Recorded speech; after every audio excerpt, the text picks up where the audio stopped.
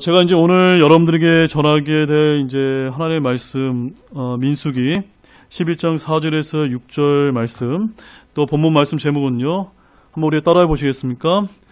그들 가운데 섞여 사는 무리가 탐욕에 빠짐에. 우리 한 번만 더 해보겠습니다.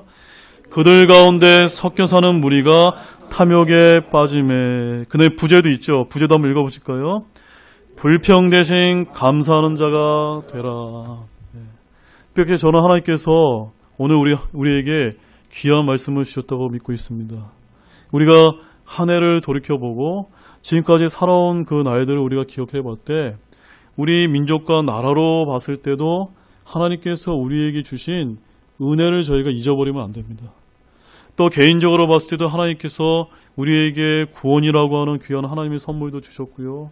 또 우리 가정을 이렇게 지켜 보호해 주시고 또 이렇게 살아올 수 있게 하신 그 하나님의 은혜를 우리가 늘 잊지 않고 감사하는 자가 되는 것이 너무나 중요하다는 겁니다.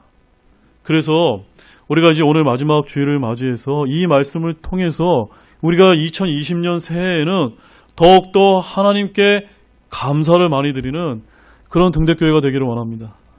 자, 오늘 본문인 이 민수기는요, 이 가데스 바네아에서 약속의 땅에 들어가지 못한 하나님의 구속받은 출애굽한 이스라엘 백성이 이제 광야에서 이제 방황하는 것을 이제 기록하고 있는 그런 말씀입니다. 특히 이제 이 민수기는요, 두 번에 걸친 이제 인구 조사가 이제 시행되어서 기록되어 있습니다.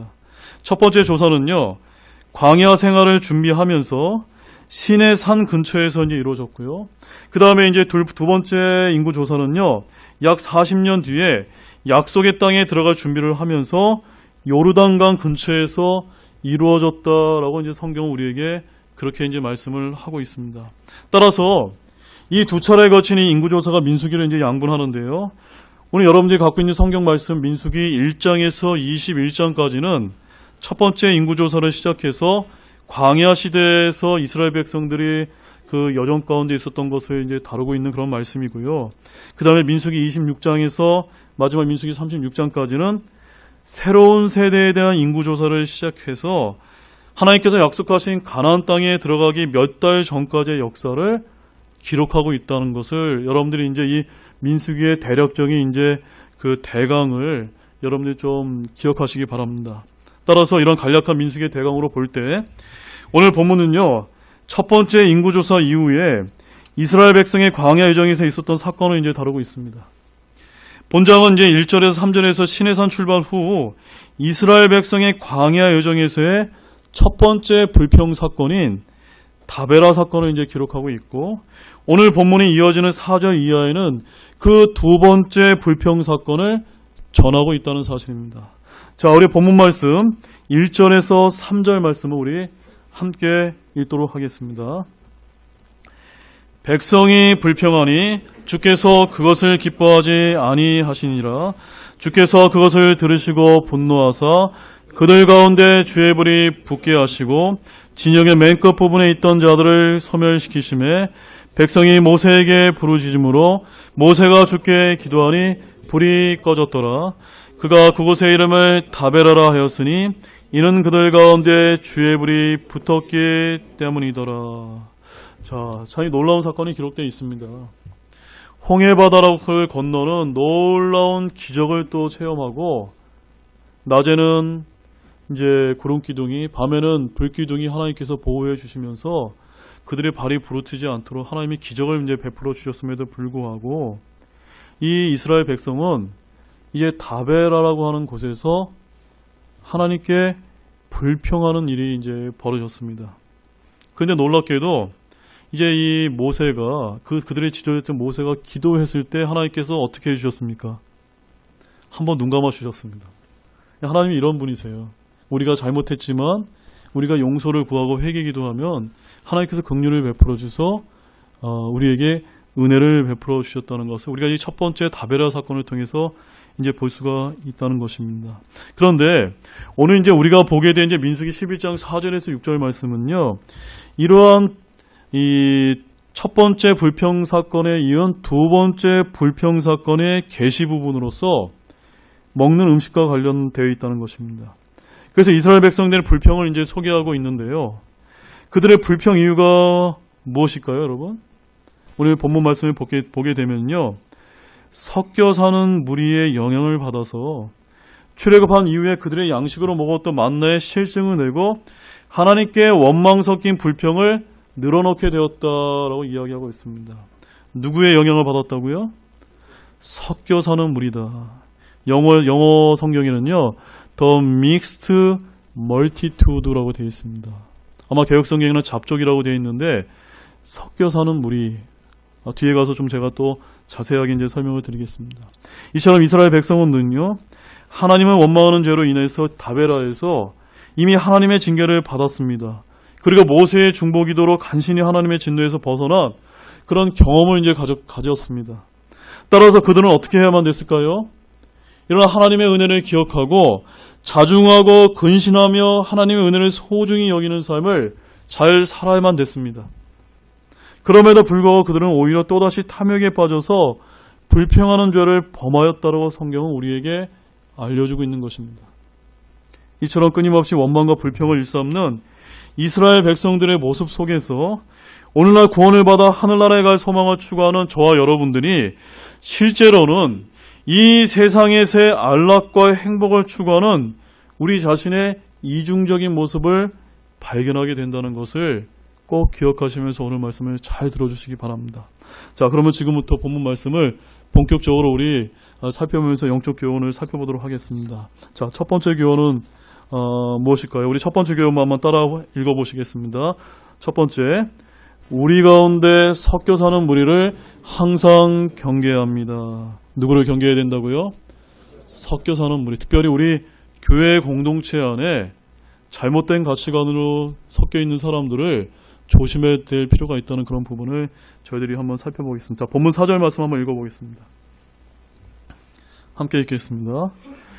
그들 가운데 섞여 사는 무리가 탐욕에 빠짐에 이스라엘 자손도 다시 울며 이르되 누가 우리에게 고기를 주어 먹게 할까?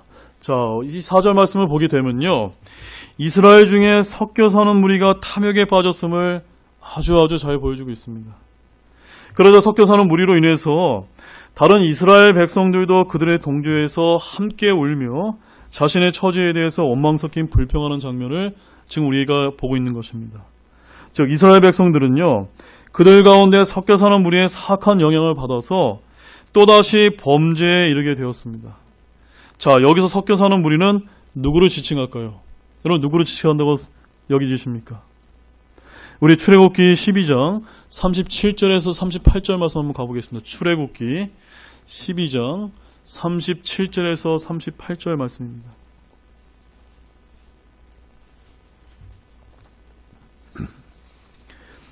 출애굽기 12장 37절에서 38절 말씀입니다. 우리 함께 읽겠습니다. 이스라엘 자손이 라암셋에서 떠나 숫곳에 이르렀는데 아이들 외에 걷는 남자가 약 60만 명이었으며 섞인 무리와 양떼와 소떼와 심이 많은 가축도 그들과 함께 올라왔더라. 자, 그러니까 우리가 민수기에서 우리 본문 4절에서 봤던 섞여 사는 무리가 출애굽 당시 이스라엘 백성과 함께 있었던 누구라고 말하고 있습니까? 섞인 무리다. 여기 이제 킹제임스 성경에는 mixed multitude라고 동일한 이제 영어 단어를 이제 사용하고 있는 것을 우리가 볼 수가 있습니다.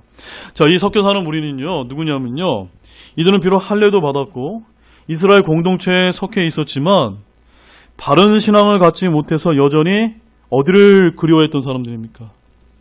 자신이 떠나왔던 이집트의 우상 숭배 문화에 굉장히 젖어 있었던 사람들입니다.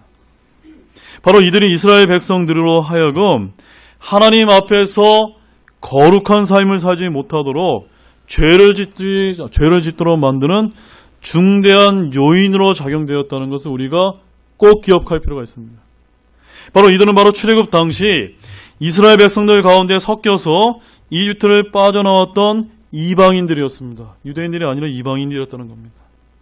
하나님께서는 비록 이들에게 이스라엘 백성들과 함께 이집트를 빠져나오는 것을 허락하셨고 또한 이스라엘 백성들이 광야에서 누렸던 혜택을 함께 누리게 하셨지만 이들은 결코 이스라엘 백성들 속에 포함시키지 않으셨습니다. 철저하게 구별시키셨습니다. 여러분 한번 출애굽기 12장 37절과 38절 말씀 잘 보십시오.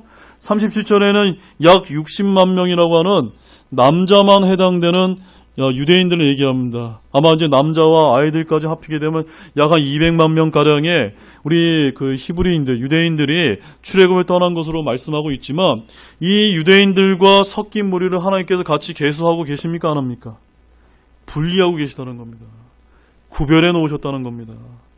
우리의 생각과는 우리의 생각 같아서는 같은 공동체로 우리가 보지만 누구는 구별하십니까?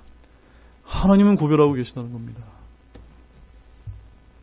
그래서 이스라엘 백성으로 계수되지 않았을 뿐만 아니라 이스라엘 군대로 편성되지도 않았고요. 또한 가나안 땅에서도 그들의 상속받을 땅도 결코 보장받을 수 없었다는 사실입니다. 따라서 이와 마찬가지로 오늘날 우리가 섬기는 이 교회에서도 이처럼 섞여 사는 무리가 있어서 이들에 의해 성도들의 영적 성장이 건강하게 자라지 못하도록 방해받을 수 있다는 것을 잊지 마시기 바랍니다. 또한 때로는 진리에서 떠나 실족하게 되는 일도 얼마든지 발생할 수 있다는 것입니다. 자, 그들이 누구일까요? 그들은 다른 것이 아닙니다. 바로 성경적인 가치관에 반대되는 혼합적인 잘못된 사상과 이념을 가지고 교회 안에 가만히 들어와서 성도들의 바른 신앙을 방해하는 자들이다라고 우리가 이렇게 오늘날 시대를 영적으로 적용해 볼 수가 있다는 것입니다. 또한 사도 바울은 이러한 자들을 가르쳐서 다음과 같이 이제 지칭을 했는데요. 우리 갈라디아서 2장 4절 말씀 한번 가보겠습니다. 갈라디아서 2장 4절 말씀입니다. 갈라디아서 2장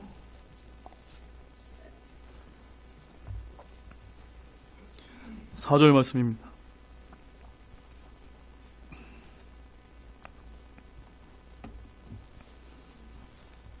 갈라디아서 2장 4절 읽겠습니다. 이는 아직 알지 못하는 사이에 들어온 거짓 형제들 때문이라.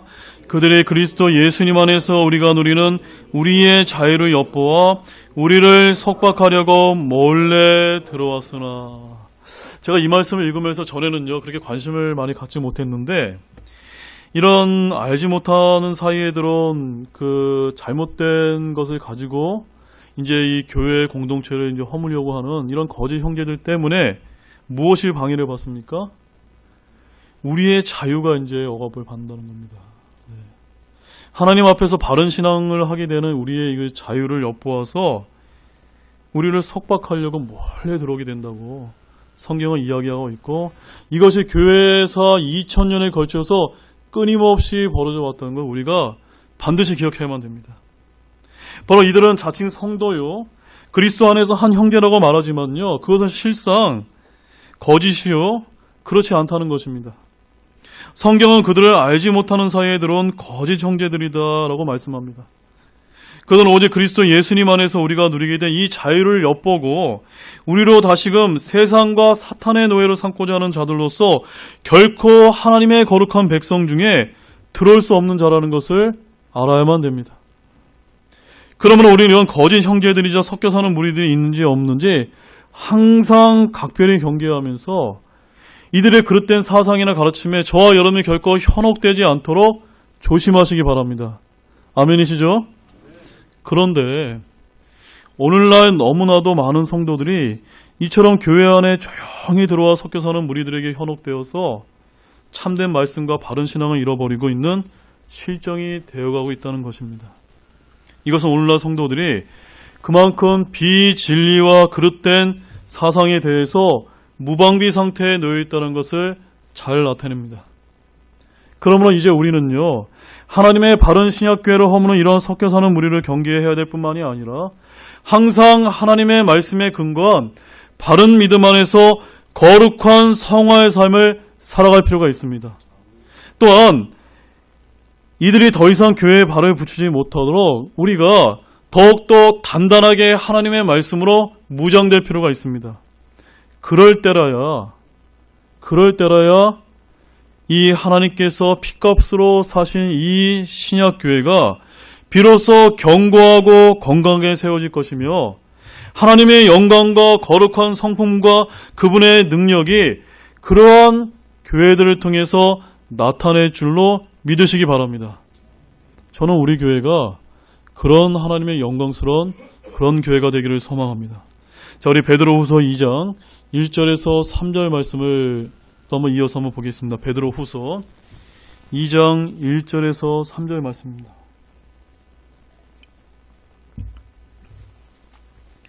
베드로후서 2장 1절에서 3절 말씀입니다. 자, 읽겠습니다. 그러나 백성 가운데 거짓 대언자들이 있었던 것 같이 너희 가운데도 거짓 교사들이 있으리니 그들은 정죄받은 이단 교리들을 몰래 들여와 심지어 자기들의 사신 주를 부인하기까지 하고 자기들을 위해 신속한 파멸을 가져오리라.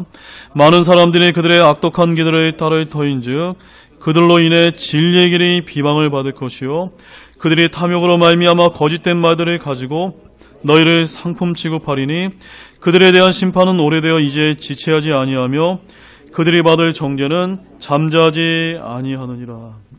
저는 이 말씀을 읽으면서 얼마나 제가 귀한 소망을 발견했는지 모릅니다. 비록 우리가 이 좁은 길이요 하나님의 진리의 길을 따르는 이 길을 걸어가다 보면은 저희들이 무엇을 받을 수가 있습니까? 비방을 받을 수가 있습니다. 얼마든지 저희들이 비방을 받는 일들이 허다하게 이제 벌어지게 될 텐데, 그러나 하나님께서 우리에게 어떤 소망의 말씀을 해주고 계십니까? 그들에 대한 심판은 오래되어 지체하지 않겠다. 우리가 볼 때는 참 참기 어렵고 기다리기 힘들지만 하나님은 결코 그런 죄악들을 간과하시는 분이 아니시기 때문에 분명히 우리에게 소망이 있다는 것을 붙들고 내년 새해를 우리가 심차게 우리가 걸어가는 저와 여러분이 되기를 원합니다. 자, 두 번째 교훈 한번 따라해 보시겠습니다. 두 번째 교훈. 세상 쾌락을 추구하는 자는 하늘의 본향을 소망하는 삶을 살 수가 없습니다. 다시 한번 큰 목소리로 한번 읽어보겠습니다. 세상 쾌락을 쫓는 자는 하늘의 본향을 소망하는 삶을 살 수가 없습니다. 자, 질문들이 여러분 세상 쾌락을 쫓는 분들입니까? 하늘의 본향을 소망하는 분들입니까? 하늘의 본향을 소망하는 분이시죠? 그런데 안타깝게도 이것은 양립할 수가 없습니다. 같이 갈 수 없다는 겁니다. 하나는 포기해야만 된다는 겁니다. 아멘이세요? 네. 그래서 우리 본문 5절 말씀만 읽겠습니다. 5절 말씀 읽겠습니다. 우리가 이집트에서 마음대로 먹던 물고기와 오이와 수박과 부추와 양파와 마늘을 우리가 기억하거니와. 자, 이 말씀을 보니까 우리가 이집트에서는 그 당시에 이 수박도 먹었었네요. 아주 재미난 우리가 말씀을 볼 수가 있는데요. 이 5절 말씀을 보게 되면 이스라엘 백성들은 이집트에 있을 때요, 그들이 먹었던 물고기와 오이와 수박과 부추와 양파와 마늘을 회상하면서 이런 것을 먹을 수 없는 자신들의 안타까운 처지를 한탄했던 것으로 보여집니다. 어찌 보면 이들의 한탄은요, 일명 동정이 안 가는 것은 아닙니다. 왜냐하면 이들은 그 이집트 땅에서 아주 자극적인 음식에 길들여져 있었기 때문에 이스라엘 백성들이 거의 한 1년 이상 동안 만나 한 가지만을 먹으면서 이 광야의 이 여정길을 걸어왔으니 그들이 그 맛에 실증을 낼 만도 합니까 안 합니까? 네, 어찌 보면은 인간적으로 보면은 그들이 실증을 낼 만도 하다는 것입니다. 그러나 그럼에도 불구하고 이들의 이런 불평은 결코 성경적으로 동정받을 수 없다는 것을 믿으시기 바랍니다. 그것은요, 그들이 먹고 있는 그 만나가 결코 그들의 계속된 음식이 아니라 오직 하나님께서 그들에게 주실 젖과 꿀이 흐르는 가나안 땅에 이르기까지 광야 노정에서 잠시 먹는 한시적인 양식이었다는 것입니다. 이제 곧 그들이 하나님께서 약속하신 가나안 땅에 이르게 되면요, 그들은 그들의 평생에 먹었던 그 어떠한 음식보다 더욱더 맛있고 원하던 음식을 얼마든지 먹을 수 있게 되기 때문입니다. 그러므로 그들은 그 만나를 먹으면서 자신들을 고난의 땅에서 건져내어 젖과 꿀이 흐르는 가나안 땅으로 인도하시는 하나님께 감사드려야만 했습니다. 더 간절히 가나안 땅을 사모했어야만 됐습니다. 그러나 이스라엘 백성은 어떻게 했습니까? 오히려 그 만나를 먹으면서도 하나님께서 자신들을 이집트 땅에서 이끌어내신 것을 원망했습니다. 또한 그 맛에 실증을 내어서 더욱 이집트 땅에서 먹던 자극적인 음식을 그리워했다라고 성경은 우리에게 좀 알려주고 있습니다. 이처럼 이스라엘 백성들이 이집트 땅에 대한 미련을 버리지 못하고 그곳에서 누렸던 순간적인 즐거움들을 잊지 못했기 때문에 그들은 무엇을 잊었던 겁니까?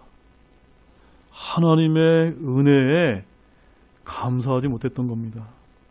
또한 가나안 땅에 대한 소망도 제대로 가질 수 없었다는 것을 우리가 잊어서는 안 된다는 것입니다. 이와 마찬가지로 오늘날 저와 여러분도 마찬가지입니다. 우리가 떠나온 죄악된 세상과 육신적인 삶에 대한 미련을 우리가 떨쳐버리지 못하고 계속적으로 세상적인 쾌락을 추구하는 삶을 여러분들이 살아가신다면 결코 하나님께 감사하는 삶, 그리고 하늘의 본향을 사모하는 삶을 잘 살 수가 없다는 것을 잊지 마시기 바랍니다. 그러면 우리는 어떻게 해야 될까요? 철저하게 절제하는 삶을 살아야만 되며 세상적인 유익과 모든 쾌락을 여러분들이 하늘의 본향을 바라보면서 포기할 수 있는, 기쁜 마음으로 포기할 수 있는 그런 귀한 성도들이 되시기 바랍니다. 자, 우리 빌립보서 3장 7절에서 9절 말씀 한번 보겠습니다.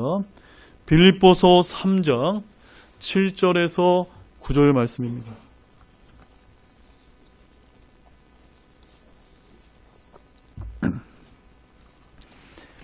빌립보서 3장 7절에서 9절 말씀. 자, 읽겠습니다. 그러나 무엇이든지 내게 이득이던 것들을 곧 그것들을 내가 그리스도를 위하여 손실로 여겼으며 참으로 확실히 모든 것을 손실로 여김은 그리스도 예수 내 주를 아는 지식이 뛰어나기 때문이라.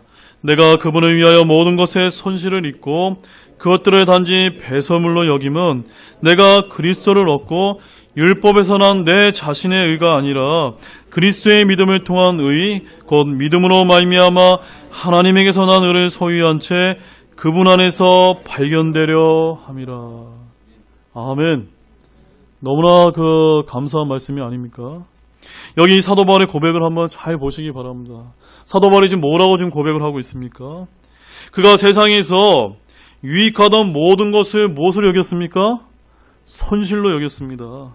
그뿐만이 아니라 나를 구원해 주신 예수 그리스도를 위하여 모든 것에 손실로 입고 그것들을 단지 배선물로 여겼다라고 지금 사도 바울은 고백하고 있습니다. 그럴 때, 그렇게 될 때 저와 여러분들은 누구를 얻을 수가 있죠? 우리가 그렇게 소망하는 예수 그리스도를 얻게 된다라고 말씀하고 있습니다. 사도 바울은 내가 그리스도를 얻고 라고 이렇게 고백하고 있습니다. 바로 우리 주 예수 그리스도를 진정으로 얻을 수 있는 신실한 믿음의 삶을 우리가 이 사도 바울의 고백을 통해서 발견할 수가 있습니다.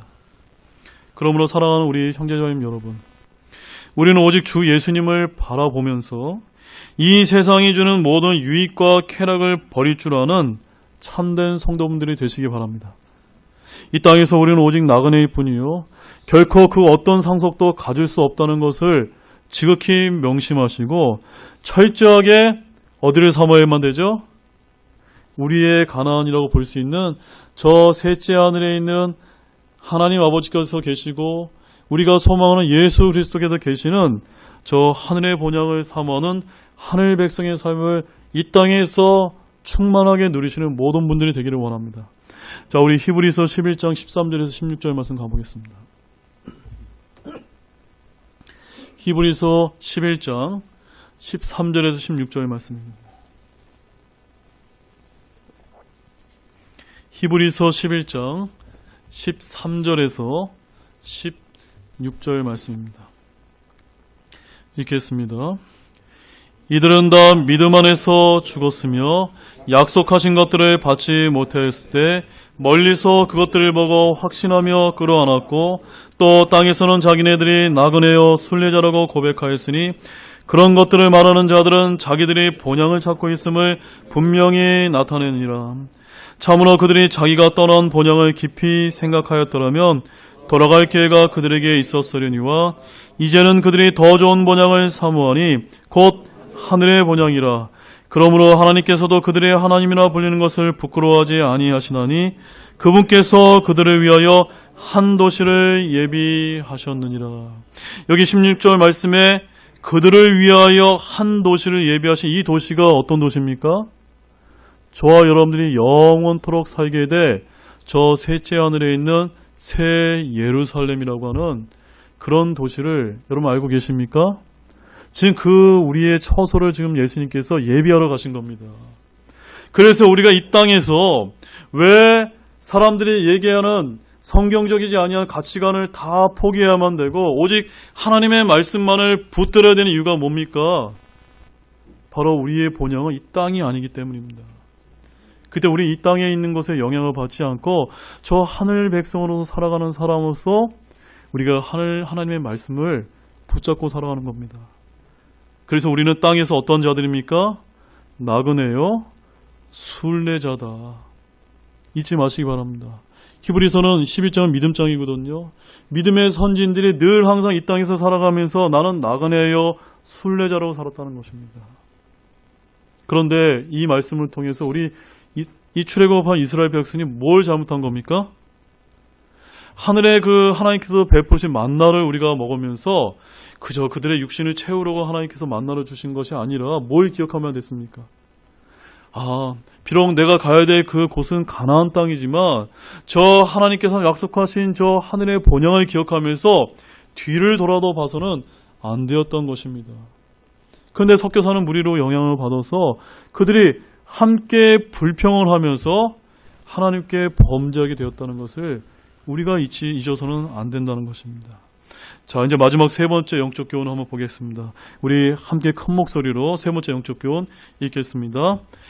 하나님의 은혜를 기억하지 않으면 오히려 감사 대신 불평을 하게 됩니다. 누가 불평을 많이 하게 된다고요? 평상시에 하나님께 이 감사의 말을 잘 내뱉지 못하시는 분들이 조그만 이런 말에 내가 불평하는 삶을 살게 되어 있다는 것입니다. 여러분은 어떻습니까? 하나님께 감사하는 삶을 잘 살고 계십니까? 또 하나님의 은혜를 잘 기억하고 계십니까? 우리 본문 6절 말씀 읽겠습니다. 본문 6절입니다. 이제는 우리의 혼이 메마르고 이 만나 외에는 우리 눈앞에 아무것도 없도다 하니라. 자, 이 말씀 보십시오. 우리 이스라엘 백성이 얼마나 참 안타깝습니까? 이스라엘 백성들이 지금 하늘의 본향을 바라봐야 되는데 지금 뭐밖에 안 보입니까? 만나밖에는 자기 눈앞에 안 보인다라고. 이게 지금 좋은 뜻으로 얘기한 게 아니라 어떤 뜻으로 얘기한 겁니까? 매우 부정적으로 지금 불평을 하고 있다는 겁니다. 네. 이 만나가 어떤 음식입니까? 이 음식이요, 하나님께서 허락하신 하늘의 곡식이자 우리 인간들은 먹을 수 없는 그런 천사들의 음식이었다고 성경은 그렇게 우리에게 좀 알려주고 있습니다.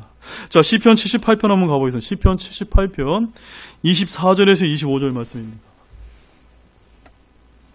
시편 78편 24절에서 25절 말씀입니다. 시편 78편 24절 25절 읽겠습니다. 그들에게 만나를 비같이 내려 먹게 하시며 하늘의 곡식을 그들에게 주심에 사람이 천사들의 음식을 먹었으며 그분께서 그들에게 먹을 것을 풍족히 보내셨도다. 자, 여러분에게 지금 오늘 우리 이 시간에 하나님께서 하늘의 곡식인 이 천사들의 음식을 먹게 해주셨다고 생각해 보시기 바랍니다. 어떨까요, 여러분? 굉장히 영광스러운 일 아닙니까? 네. 그런데 이들은 1년간 그렇게 하늘의 그 하나님의 은혜와 그런 그 특권과 축복을 누렸음에도 불구하고 아주 자그마한 일로 인해서 하늘의 본향을 사모하지 못하고 불평하는 죄악된 본성이 또다시 나타나게 되었다는 것입니다. 그러나 실상 만나는요, 아주 맛이 있었을 뿐만이 아니라 영양도 아주 풍부한 귀중한 음식으로 이 세상에서는 굉장히 맛볼 수 없는 하늘의 양식이었다라고 성경은 이야기하고 있는데 본문 8절에서 뭐라고 얘기하냐면요. 백성이 두루 다니며 만나를 거두어 맷돌에 갈기도 하고 절구에 찢기도 하며 납작한 판에 굽기도 하고 그것으로 납작한 빵을 만들었는데 그것의 맛은 신선한 기름맛 같았더라. 저도 한번 맛보고 싶습니다. 신선한 기름맛 같았더라. 요즘에 얼마나 우리가 건강을 많이 웰빙 이런 음식을 많이 찾지 않습니까? 이게 진짜 맛볼 수 없는 웰빙 음식이거든요. 이 만나는 신선한 기름맛 같았다고 해서 결코 척박하거나 맛없는 음식이 아니었을 뿐만이 아니라 잘 기억하십시오. 40년 동안 거의 만나만을 먹은 이스라엘 백성들은요. 결코 그 건강을 유지할 수 있을 정도로 아주 영양을 고루 갖춘 하늘의 음식이었다는 사실입니다. 그럼에도 불구하고 이스라엘 백성들은요. 그 주어진 하나님의 은혜를 하찮게 여기고 감사할 줄 몰랐기 때문에 하나님을 원망하면서 불평하고 불만을 토로할 수밖에 없었습니다. 근데 여기서 우리가 주목할 점은요. 그러한 불평이 누구로부터 시작되었다는 겁니다. 누구 때문에 그런 불평이 시작되었죠? 오늘 이제 본문 제목처럼 그들 가운데 섞여 사는 무리가 탐욕에 빠지는 바람에 섞여 사는 무리 때문에 그렇게 되었다라고 말씀하기 때문에 1차적으로는 교회 가운데 잘못된 가르침이나 사상이나 이념이나 이 성경과 반하는 것들을 가지고 이야기하는 사람들을 여러분들이 그냥 우리가 형제 사랑을 받아주는 것이 아니라 때로는 가르쳐줘야 됩니다. 아닌 것은 아니라고 얘기해줘야 됩니다. 그렇지 않으면 이 교회가 그 영적 건강을 유지할 수 없게 된다는 사실입니다. 우리 신명기 8장 11절과 14절 말씀도 한번 보겠습니다. 신명기 8장 11절과 14절 말씀. 신명기 8장 11절 말씀 먼저 읽겠습니다. 자, 함께 읽겠습니다. 너는 내가 이날 내게 명령하는 그분의 명령과 판단의 법도와 법규를 지키지 아니하므로 주 내 하나님을 잊어버리지 아니하도록 조심할지어다. 뭘 조심하시라고요? 하나님의 은혜를 잊지 말라고 조심하라고 얘기하고 있습니다. 그 다음에 14절 말씀 읽어보십시오. 내 마음이 교만하여 내가 주 내 하나님을 잊어버릴까 염려하노라.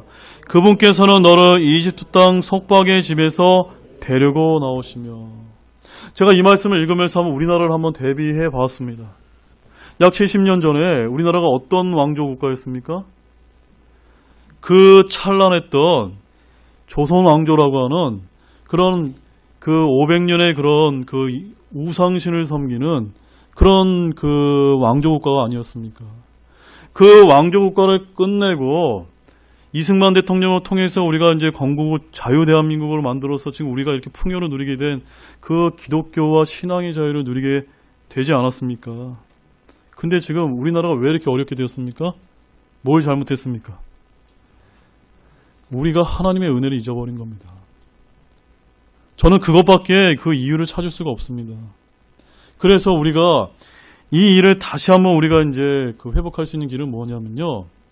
하나님의 은혜를 잘 기억하고 하나님께서 이 기독교 국가로 만들어져서 우리에게 복음을 주신 그 복음을 우리가 열심히 전하고 교회를 깨끗하고 거룩하고 정말 하나님께서 하나님의 영광에 드러날 수 있는 영광스러운 교회가 될 수 있도록 우리가 나타내야 될 책무가 저와 여러분이 있다는 것을 잊지 마시기 바랍니다. 오늘날 교회들이 하나님의 영광을 잃어버렸기 때문에 세상과 동조하고 세상의 잘못된 가치관에 동조하고 침묵하면서 오늘날 교회들이 이렇게 망가지고 있는 것입니다. 결국 이 이스라엘 백성의 탐욕과 불평은요. 결국 그들의 마음이 교만해서 그들을 구원하신 주 하나님을 잊었기 때문입니다. 그러므로 하나님의 은혜를 잊어버리고 교만해서 감사하지 않으면 곧 불평하게 됩니다. 하나님께서 은혜를 주시지 않았기 때문이 아니라 그 귀한 은혜를 은혜로 인정하지 않았기 때문입니다. 그러므로 여러분은요. 항상 하나님께서 베푸신 모든 은혜를 잊지 마시고 늘 감사하는 데는 감사하는 자들이 되도록 조심하시기 바랍니다. 아침에 눈을 뜨게 되면 생명과 삶을 주신 하나님의 은혜에 감사하시기 바라고요. 또 아직 우리가 일할 수 있는 시간과 직장을 주심에 감사하는 여러분이 되시기 바라고, 우리가 신앙의 자유를 누릴 수 있는 이런 자유 대한민국을 주신 것도 감사하는 여러분 되시기 바라고, 사랑하는 가족들이 있음으로 인해서 감사하는 여러분들이 되시기 바랍니다. 그리고 무엇보다 보잘것없고 죽어 마땅한 저와 여러분을 위해서 예수 그리스도께서 이 땅 가운데 내려오셨고, 그분을 믿음으로 인해서 영원한 생명을 허락하신 주 하나님께 더없이 감사를 드리는 모든 분들이 되시기를 주님의 이름으로 소망합니다. 우리 요한복음 6장 31절 말씀만 가보겠습니다. 요한복음 6장 31절 말씀입니다.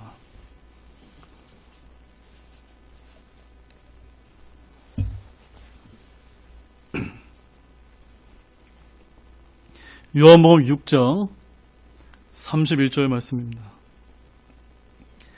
읽겠습니다. 기록된 바 그가 그들에게 하늘로부터 빵을 주어 먹게 하였도다 한 것 같이 우리 조상들은 사망에서 만나를 먹었나이다 하매. 지금 하늘로부터 빵을 지금 예수님께서 말씀하고 계신데, 이 동일한 사건을 이야기하시면서 예수님께서 자기 자신을 내가 하늘로부터 내려온 빵이다 라고 말씀하고 있습니다. 자, 그것이 뭘 의미하는 걸까요? 우리 58절 말씀 읽어보겠습니다. 이것은 58절입니다. 이것은 하늘로부터 내려온 그 빵이니라. 너희 조상들의 만나를 먹고도 죽과 달리 이 빵을 먹는 자는 영원히 살리라 하시니라. 이 하늘로부터 내려온 진짜 빵은 누구십니까? 바로 우리 주 예수 그리스도를 믿고 그분으로 말미암아 먹고 살아가는 자는 영원히 살게 될 것이다 라고 약속하고 계십니다. 이것은 여러분 믿으십니까? 이처럼 하나님께서 주신 귀한 은혜에 감사하게 될 때 우리는 단 한 가지도 불평한 일을 찾지 못하게 될 것입니다. 그러나 이러한 감사를 멈추고 저와 여러분이 불평을 하게 된다면 또한 우리는 단 한 가지도 감사해야 될 하나님의 은혜를 발견하지 못하게 되는 것입니다. 자, 이제 두 구절만 찾아보고 말씀을 정리하겠습니다. 우리 데살로니가전서 5장 18절 말씀입니다. 데살로니가전서 5장 18절 말씀입니다. 데살로니가전서 5장 18절 말씀입니다. 자, 같이 큰 목소리로 읽겠습니다. 모든 일에서 감사하라. 이것이 그리스도 예수님 안에서 너희에 대한 하나님의 뜻이니라. 하나님의 뜻 다른 데 있는 것이 아닙니다. 첫 번째 뭡니까? 모든 일에서 감사하는 자가 되어야 돼요. 특히 누가요? 우리 성도들이, 저와 여러분들이 그렇게 해야 된다는 겁니다. 그 다음에 우리 골로새서 3장 15절에서 17절 말씀 가보겠습니다. 우리 감사에 관한 우리 마지막 말씀입니다. 골로새서 3장 15절에서 17절 말씀입니다. 골로새서 3장 15절에서 17절 말씀. 자, 이어서 읽겠습니다. 하나님의 화평이 너희 마음속에서 다스리게 하라. 너희도 그 화평에 이르도록 한 몸 안에서 부르심을 받았으니 감사하는 자가 되라. 그리스도의 말씀이 너희 속에 모든 지혜로 풍부히 거하게 하여 시와 찬송가와 영적 노래로 서로 가르치고 훈계하며 너희 마음속에서 은혜로 주께 노래하고, 또 너희가 말이나 행위로 무엇을 하든지 모든 것을 주 예수님의 이름으로 하며 그분을 힘입어 하나님 곧 아버지께 감사를 드리라. 여기에 지금 감사가 계속해서 언급되고 있죠. 저와 여러분들이 이런 하나님의 말씀에 딱 감사하는 자가 되어야 되는데, 이 감사하는 자의 특징이 뭡니까? 제가 발견한 특징은요, 그리스도의 말씀이 풍성한 사람이라는 겁니다. 여러분 안에 하나님의 말씀이 주야로 묵상하지 못하고 하나님의 말씀이 풍성하게 거하지 못한다면 여러분의 입술에서도 감사가 적어지게 될 것입니다. 그 다음에 여러분의 마음 안에 하나님의 화평이 그리 많이 없을 것입니다. 그러나 하나님의 화평과 하나님의 말씀을 주야로 묵상하면서 사랑하고 그분의 말씀에 순종하고자 애쓰는 그런 성도 여러분들은 하나님께 감사를 잘 드리는 그런 올바른 성도가 될 수 있다는 것을 잊지 마시기 바랍니다. 이제 결론을 맺겠습니다. 오늘 말씀을 제가 요약을 해드리면 우리는 크게 세 가지 영적 교훈을 배웠는데, 첫 번째는요, 우리 가운데 누구를 경계해야 됩니까? 섞여 사는 무리를 경계해야 됩니다. 두 번째는요, 세상 쾌락을 추구하는 자는요, 하늘의 본향의 소망을 소망하는 삶을 잘 살 수가 없다는 것을 기억하시기 바랍니다. 이거 양립될 수 없는 것입니다. 세 번째는 하나님의 은혜를 기억하지 않게 되면 오히려 감사 대신 불평을 하게 된다는 사실을 잊지 마시기 바랍니다. 따라서 사랑하는 여러분, 이스라엘 백성 가운데 섞여 사는 무리가 탐욕에 빠져서 그들 속에서 터져나온 그 자그마한 불평은요, 삽시간에 이스라엘 백성 전체에게 확산되었다는 사실입니다. 이것은 우리에게 불평이 얼마나 강한 전염성을 가지고 있는지를 잘 보여주고 있습니다. 교회도 마찬가지입니다. 가정도 마찬가지입니다. 개인도 마찬가지입니다. 국가도 마찬가지입니다. 우리가 생각 없이 내뱉은 한마디의 불평이 교회 공동체와 국가와 나라와 개인을 어려움과 위기로 몰아넣을 수 있다는 사실을 잊지 마시기 바랍니다. 그러므로 저와 여러분은 하나님의 자녀로서 한마디 한마디 말에 주의하면서 결코 불평이나 원망 따위 말 대신에 하나님의 은혜를 늘 기억하시면서 감사의 말을 아주 잘 하시는 우리 사랑하는 모든 여러분들이 되실 수 있도록 우리 주 예수 그리스도의 이름으로 축원드립니다. 우리 다 같이 일어나시겠습니다.